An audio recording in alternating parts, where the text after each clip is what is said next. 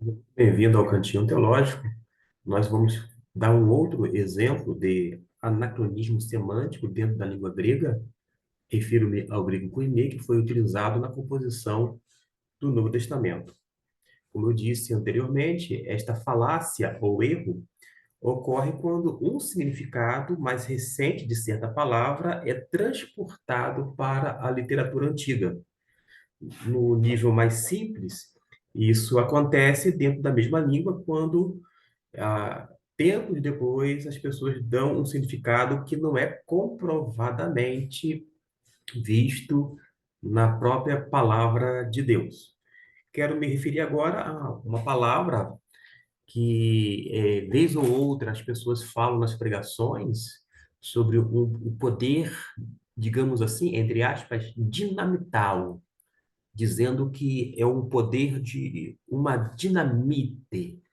E as pessoas ficam impactadas ao ouvir isto, porque são pessoas que estão anunciando a palavra de Deus e fala, vez ou outra, que existe esse poder dinamital, isto é, de dinamite, quando, na verdade, não procede. Eu vou mostrar aqui o texto em português, na sequência, destacar o vocábulo em grego. Porque não me envergonha do Evangelho de Cristo, pois é o poder de Deus. Destaca o que a palavra? Poder de Deus para a salvação de todo aquele que crê, primeiro do judeu e também do grego. Ora, provavelmente você já ouviu alguém falar da mesma forma que eu mencionei agora há pouco, que esse poder de Deus vem da palavra dinamite. Gente, quando o apóstolo Paulo escreveu esta epístola, a carta aos Romanos, a palavra utilizada é esta aqui, versículo 16, vou fazer o destaque. Dinamis, ou numa pronúncia mais acertada, porque aqui no Rio de Janeiro a gente fala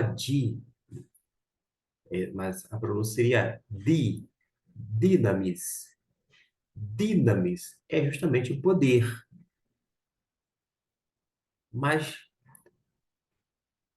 quando Paulo emprega dinamis, ele não estava pensando na dinamite. Ele fala que realmente é poder, mas não é um poder dinamital como alguns falam. Por causa de quê? O que que a dinamite causa? Causa uma explosão. Mas e com isto? Destruição. A dinamite, se a gente for analisar bem, ela faz com que ocorra essa explosão, a destruição, de modo que ela vai explodir, arrasar as coisas, vai fender rochas, abrir buracos, a dinamite destrói o que está ao seu redor. E não é isto que Paulo está falando, não é essa ideia. Até porque a dinamite não tinha ainda sido inventada. Logo, Paulo não estava pensando nesse poder dinamital.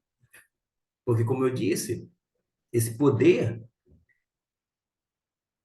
se fosse da forma como é anunciado, é pregado e ensinado nos dias atuais, ia causar estrago, destruição. Mas não é isto. O poder aqui é uma capacitação do alto. Esse poder, o dinamis, é proveniente de Deus e não tem nenhuma associação com a dinamite, que, assim como a pólvora, foi inventada séculos e séculos depois. Logo, a gente chama de anacronismo semântico, quando alguém emprega um sentido a um vocábulo como este, dando um outro significado, o qual é completamente desconhecido para quem escreveu na época, uma referência ao apóstolo Paulo. Da mesma forma, eu vou me reportar aqui a um texto que utiliza a mesma palavra. Atos, capítulo 1, versículo de número 8. Observe que nesse versículo diz assim: mas recebereis o poder, destaca o poder do Espírito Santo que há de vir sobre vós, e ser-me-eis testemunhas, tanto em Jerusalém, como em toda a Judéia e Samaria, e até os confins da terra.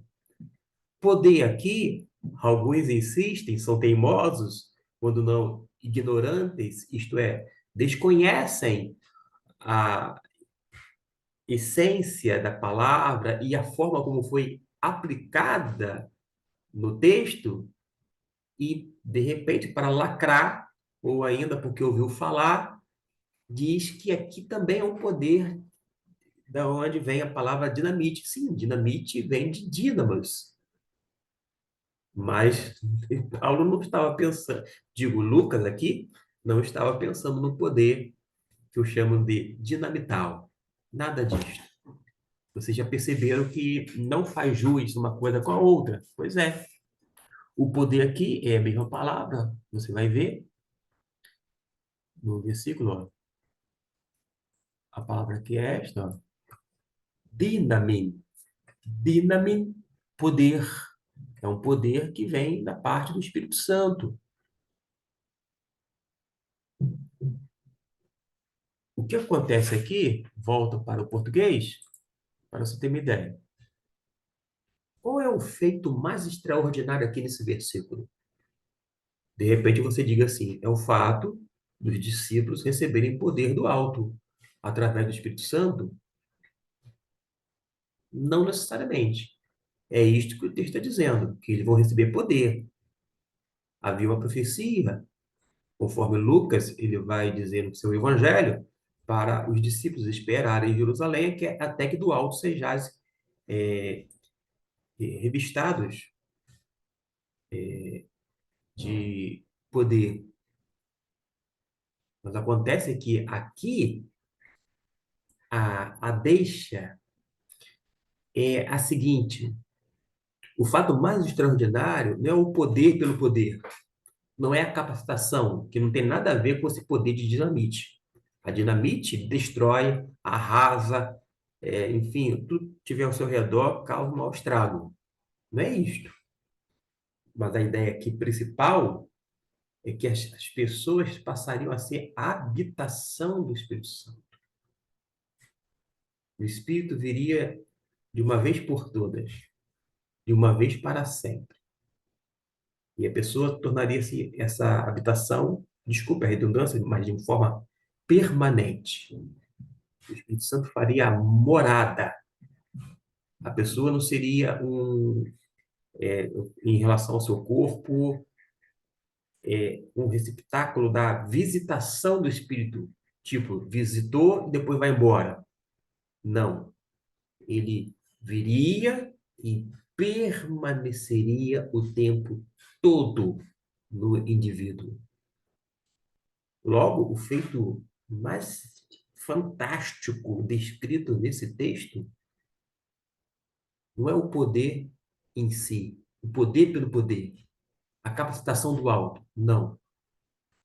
É a pessoa se tornar habitação do Espírito Santo e este Espírito transfere o poder, capacitação. Mas como nós vimos agora há pouco, não tem nenhuma relação de dinamis do poder aqui, bem como em Romanos 1,16, de dinamite, conforme nós concebemos hoje. É um exemplo clássico, portanto, de anacronismo semântico. Espero que tenha gostado, que Deus possa lhe abençoar e fazer com que você venha crescer cada vez mais e mais no conhecimento da palavra de Deus.